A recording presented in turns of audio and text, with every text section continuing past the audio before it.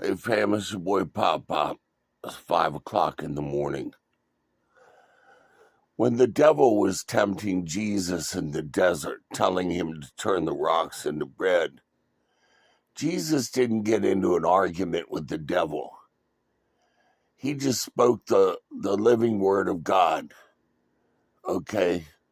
Man shall not live by bread alone, but by every word that proceeds from the mouth of God. And the devil took off. That's what you need to do. I don't believe in unspoken requests. I personally don't believe in silent prayer.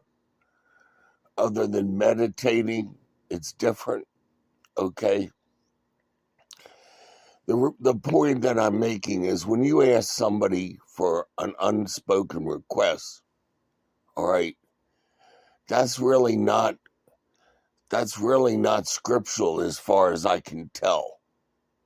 I'm not emphatic about that, all right? But when you ask someone to agree with you in prayer, according to the word of God, that is scriptural because he says, where two or more are gathered in agreement, I am there in their midst. That's very powerful. So people get frustrated because of unanswered prayer.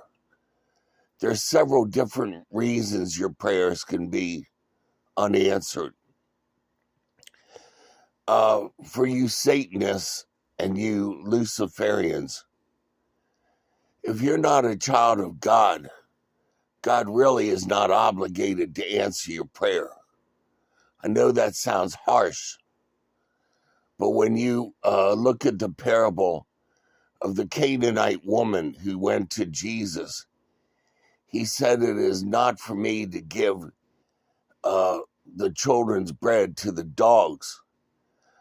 That's talking about people who have no intent of making the Lord their Lord, okay? They just want to shotgun God for what they want at the time and then move on with their lives. Now, God may answer the prayer knowing that you will come to him later, but God knows the end from the beginning. And if he knows that you're never going to come to him, you might not get an answer to your prayer until you become the child of God. But there are other different ways, and I'll talk about them when I have a chance to. Pops out.